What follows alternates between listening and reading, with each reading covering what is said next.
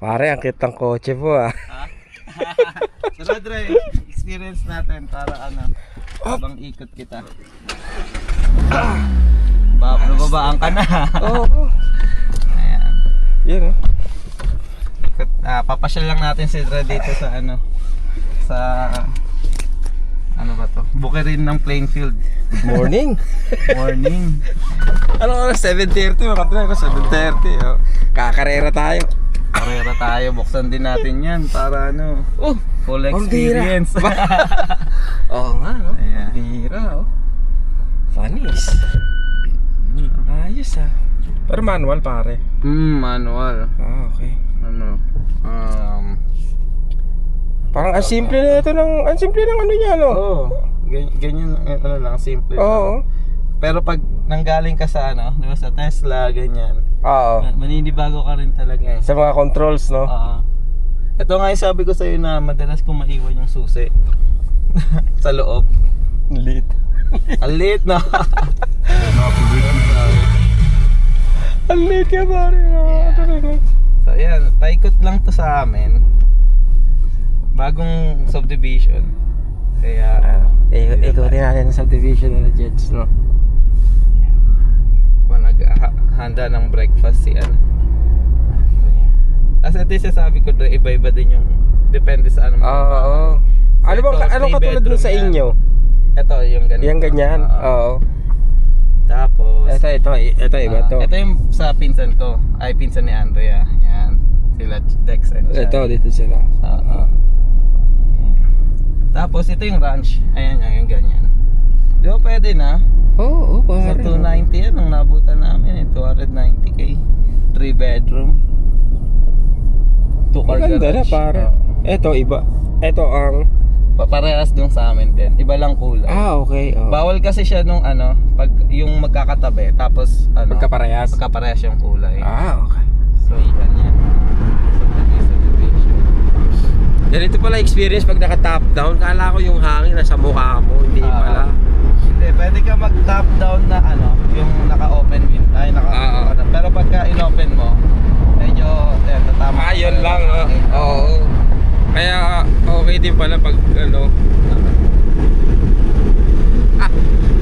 Ayan, Sarap pala mag-stroll sa bukid pag naka-top down ka. nakaka-relax din.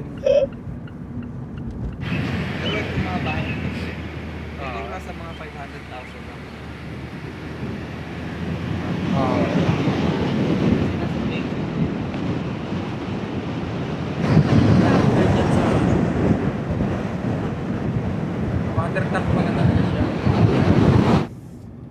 So ang basehan kung bago pa yung subdivision o matagal na is yung mga puno. Ayan o, mga bagong tanim pa lang yung mga puno eh. Hindi pa sila malago eh. Ganyan yung mga style dito. Gaganda ng bahay no. Oh.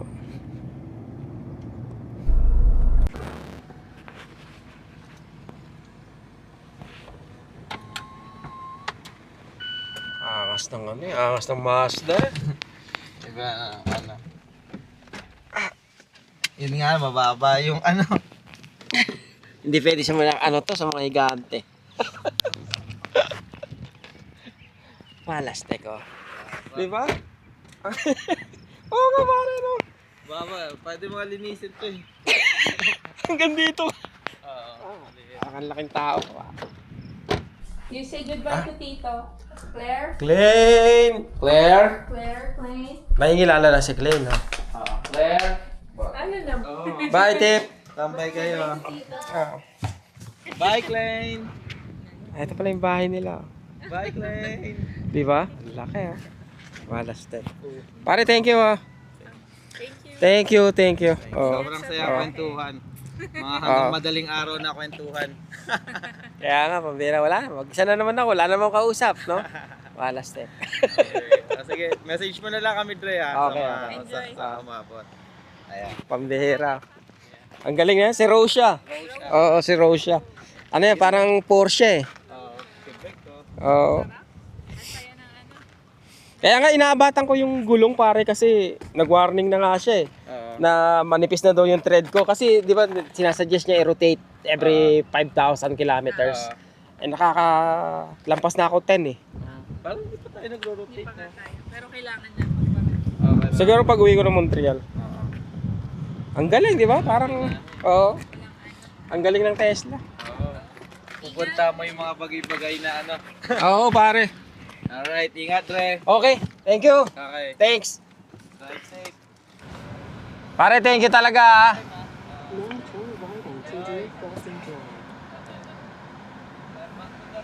Oo, thank you, thank you. Whew. Salamat. Salamat sa mag-asawa at sa dalawang bata.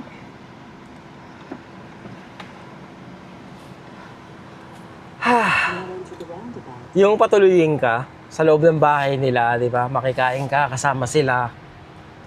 Yung ganong pakiramdam na yung tiwala, samantalang nabuo lang yung pagkakakilala nyo dito sa YouTube, di ba? Parang sobrang ano lang, sobrang thankful and appreciative sa mga tao nakilala ko, nagpapasok sa kanilang mga bahay. Dami kong gustong pasalamatan na para magkakatampuhan pa no? Hindi ko mababanggit yung iba eh. Pero maraming salamat po sa inyo, sa inyong lahat.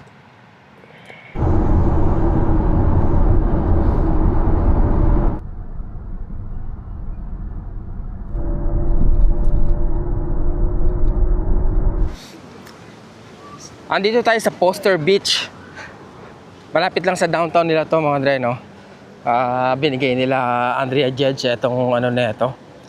Etong sinuggest nila, etong lugar. Yan, no? Nako po, ilang. Napakasarap maligo pagka ganito.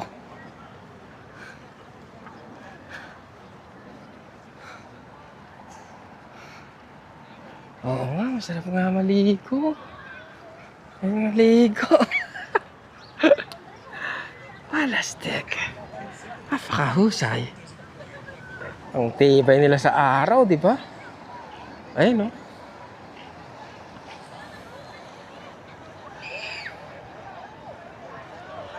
Mapino yung buhangin nila, mapino. Parang iba kasi, iba sa Boracay, no? Kasi ibang buhangin parang ano, di ba? Yung mabuo-buo. Parang yung buhangin na ginagamit sa construction. Eto, mapino yung ano nila.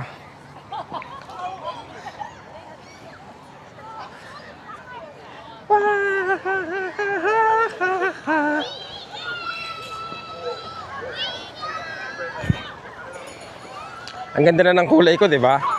Hindi naman ako itim, kulay brown naman ako. Linaw ng tubig, oh.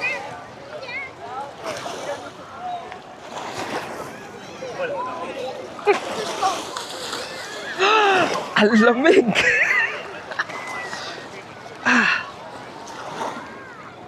Sabi ni Judge, meron daw ano rito, yung parang riptide, yung nangihila pa ano. Pagitna ng dagat, imbis na papunta ka rito sa dalampasigan, hihilahin ka. Yung bata. Nakakatuwa naman. Ay, salamat, di ba? Nakatikim din ng dagat. Dagat to, di ba? Ayun, sa lawak niya ba naman eh, no? Dito may lifeguard pa, oh.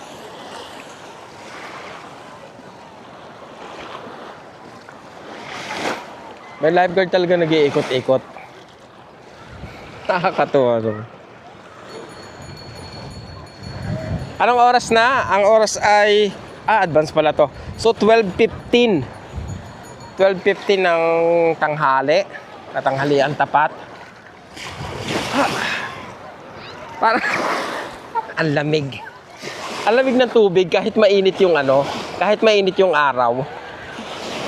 Sa bagay hindi naman mainit yung ano eh. Yung hampas ng hangin malamig eh. Tama-tama pala yung ano ko rito, no? Yung meron akong ano eh, yung chair na binili, hindi ko pa nagagamit yun. Palastek, oh. Apaka-thoughtful nila, kita nyo. Meron pang daanan para sa mga ano, Ano ba to, sa tao o sa mga nagtitinda, di ba? Iniisip ko, maliligo ba ako, hindi, maliligo ba ako, hindi.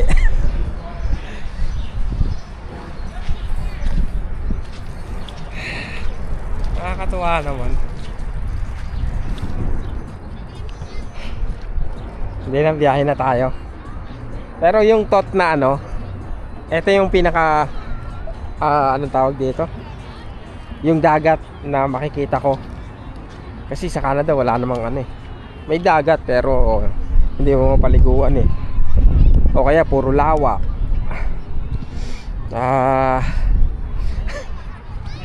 Alam ko na. Sa Pinas na lang ako maliligo.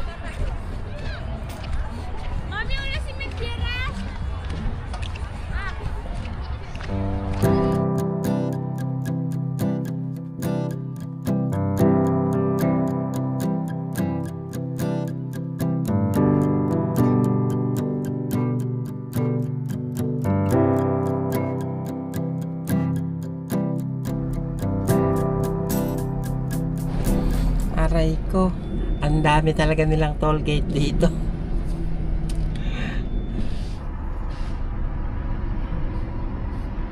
Hi.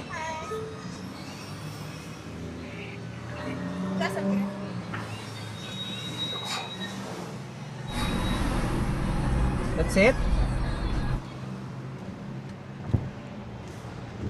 Aray ko. Ano kaya yun? Ano kaya ibig sabihin nun? Magkano kaya yun?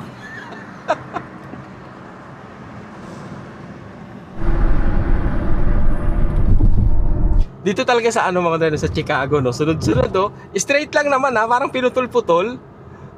Tapos kada isang ano eh, dadaanan mo. Ewan ko kung kumbaga segmented yung ano pagbabayad, no? But anyway, it is what it is, mga dre, no? Sabi ko nga, ano, na nasabihan na ako ni Kuya Bob about sa toll gate dito. So ano, kumbaga just be prepared. Yun lang. Kasi naisip ko rin kung hindi ako magtotol, ano eh, kumbaga mapapalayo din ba ako, 'di ba? Sayang din yung oras na i-detour ko imbis na mas mapapabilis ako ng kahit sabihin natin 1 oras lang, 'di ba? Sayang din eh. Tsaka sobra tayo nag-enjoy sa Chicago, mga treno. I wish na makapag-stay pa sana ng at least 1 night or 2 nights. So, dito na tayo sa San Francisco Bridge. O nga pala, mga dre, maikwento ko lang, no? Kasi meron akong kamag-anak na nandito sa Chicago. Medyo matagal ko na rin hindi nakikita. More than 20 years. Ganon din katagal na hindi kami nag-uusap. Tapos kanina, since nandito nga ako, sinubukan kong makipag-communicate at makipag-usap sa kanya. But sadly is meron silang mga bulutong. Nakausap ko siya kanina. Habang nandun ako sa beach, 15 minutes away lang yung layo ng tinitirhan niya. Sabi ko nga, kung gusto mo, pupunta na ako sa inyo. Huwag na kayong lumabas. Ako na lang yung pupunta dyan. Kaya lang, yan nga, pareha silang hindi maganda yung pakiramdam. So, yun, sayang. Kumbaga, isa yun sa ano, isa yun sa goal ko na ba't din ako tumuloy dito sa ano, dito sa Chicago. What? Pay toll, credit and cash. Ano to? What? Ano ba? Toll na naman?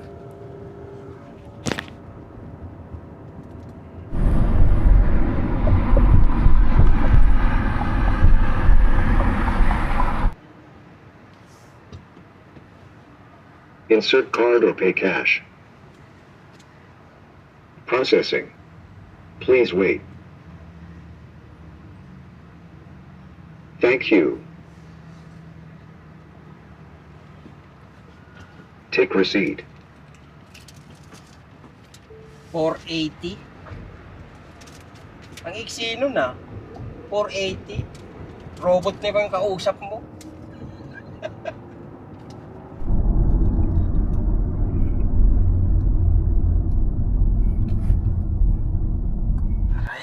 Ko. Ang dami mong tol. Magkano kaya to? Akalain mo yung isa, tollway na nasa gitna ng tollway. Ang galing, di ba? Palaste. Tollway, nasa gitna ng tollway. Pwede pala yan. Can I have my receipt? Yeah.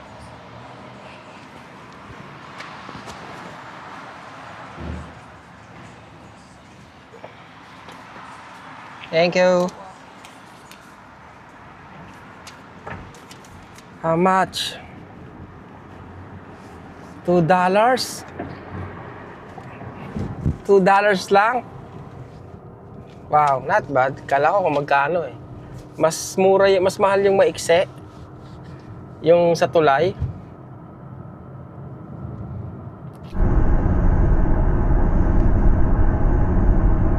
Stevensville, Michigan. Welcome. Welcome sa Michigan, mga dre, no? Ang bilis lang natin nadaanan yung ano, no, yung Chicago. Andito na tayo. Palapit na tayo ng palapit. Pabalik sa Canada. Alright. Home? Yeah. I'm nearly home. So, punta na tayo sa Marshall, mga dre, no? 140 kilometers. Isang oras at 15 minutes. Let's go.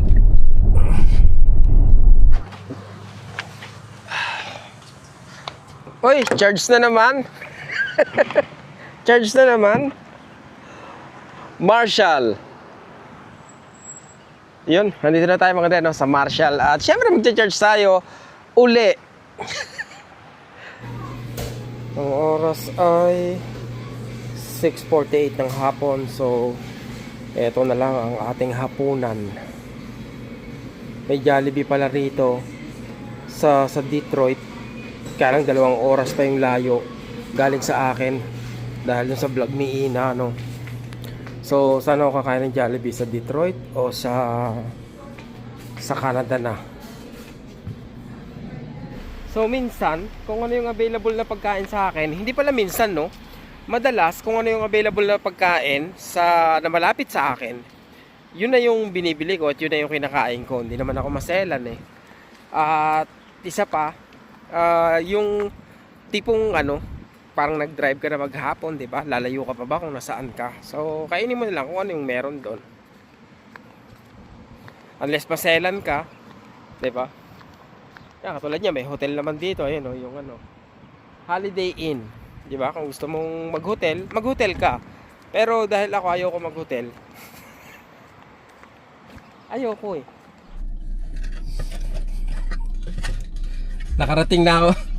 Nakarating na ako dito sa Detroit bago pa ako titikim ng deep dish pizza.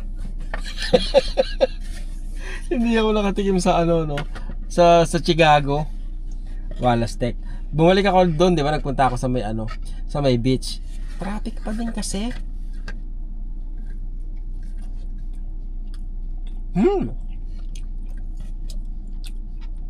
Masarap. Maasim. Aray ko.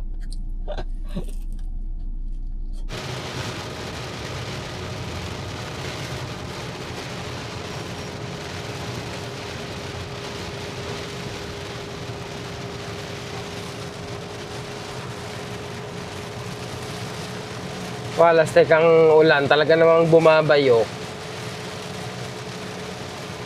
Kapiraso na lang eh. 7 kilometers na lang, nasa Jollibee na ako. Parang ayaw ka papuntahin sa Jollibee. May ganun eh, no? Sobrang lakas ng ulan. Hindi naman ganun kalakas yung ulan, kaya lang gawa ng hangin. Kahit gamitin ko yung autopilot, ayaw gumana. Poor visibility. Poor visibility raw. Grabe. Pero yung iba kasero pa rin, no? Kanina meron merong isang sedan nasa gilid ng nalaglag sa ditch. Magmamabilis ka pa, lakas na ng ulan.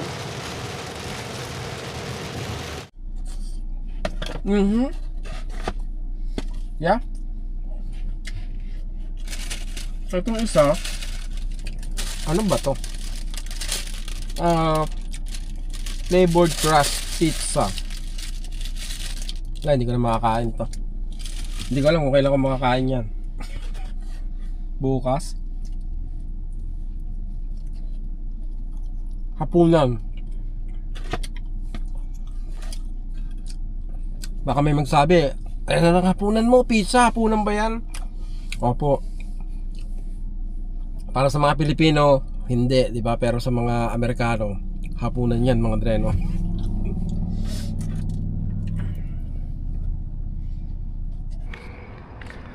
So, nandito pa rin tayo kung saan tayo huling nag-charge dito sa Marshall, Michigan. Konti na lang, mga parang 2.5 hours or 3 hours tatawid na tayo sa border, makakatawid na tayo sa Windsor. Pero iniisip ko bago ko gawin yon, kakain muna ako ng Jollibee, fried chicken ng Jollibee dito sa Detroit, kasi ang sabi nila mas masarap daw ang chicken ng Jollibee sa US kaysa sa Canada. Good morning po sa inyo, at ngayon po ang huling araw natin dito sa United States of America, dahil in less than 2 hours pwede na po akong makatawid sa border ng Detroit papunta sa Windsor, Canada. At paano ba, bago mangyari yan, kakain muna tayo sa Jollibee, mga dreno. Kahapon galing ako sa Chicago, sa Illinois, at ngayon po nandito tayo sa Michigan. So konting biyahe na lang, malapit na tayo kay Ina Andulong. Siguro daanan natin siya at makikikain tayo ron. Okay, mga Dre, ang pagbabalik sa Canada, walas tek, ilang araw din inabot, oh. Kailan ako umalis? I think 19 yun, no? O nga, importanteng malaman ko kung kailan ako umalis. Baka tatanungin ako sa border ng Canada, ilang araw ka na wala.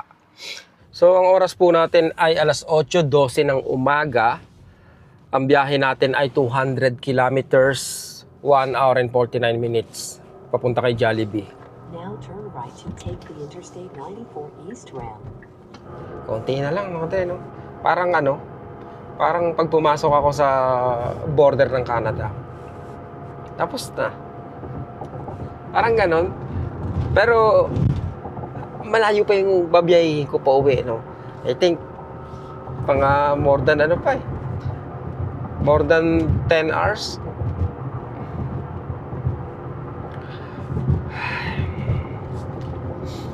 Nakalungkot naman.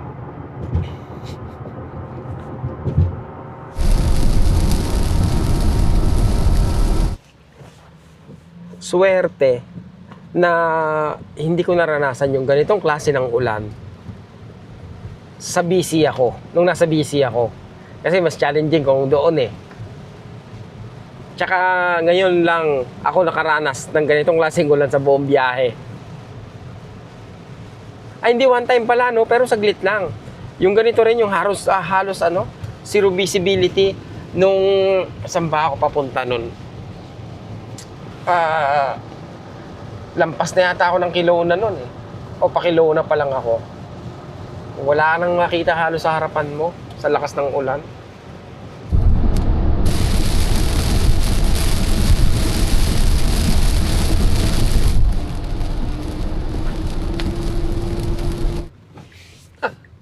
Nagkita na naman kami ng best friend, no? Best friend, here I am. Here I Your destination is am. on the right. Oh, God. Yes, makakapag-almusal din. Tiniis ko ang gutom, ang pagod, ang puyat. Ay, kabuang Ay! I'm getting closer, mga Dre, no? Closer and closer. God. What a journey. Ay, Jollibee!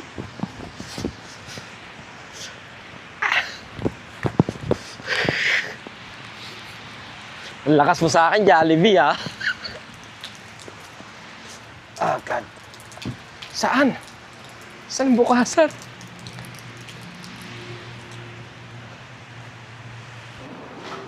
Hi,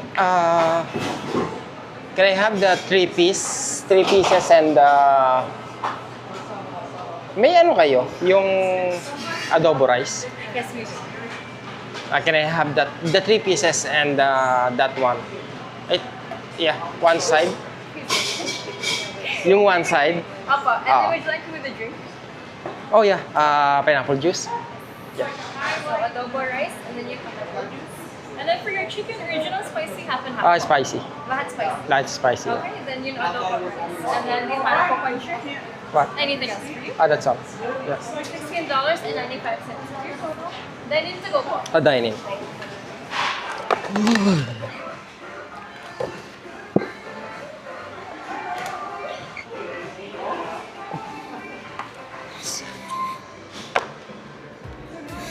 Adobo rice. Nako po. Ilang araw ko na itong pinapangarap, mga dreno, itong araw na to. Aba, may biscuit pa. May biscuit na sila rito. Ay, kailangan natin makapuwersa. Ay, naku po, inang. Thank you, Lord. Thank you.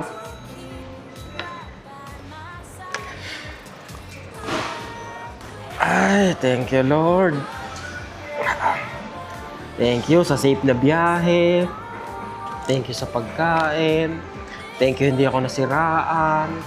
Thank you sa mga nanonood. Diba?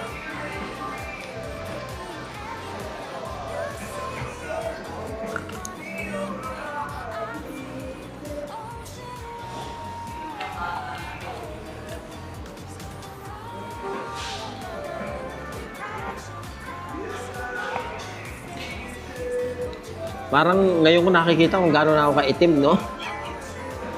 Maitim na ako. Umitim pa ako. Naku po, nang.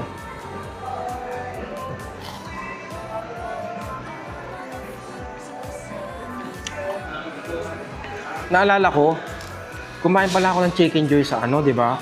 Nung nasa BC ako. Nung nasa Vancouver ako, kumain ako ng chicken joy. Spicy rin. Mas spicy yung chicken sa Canada kesa dito.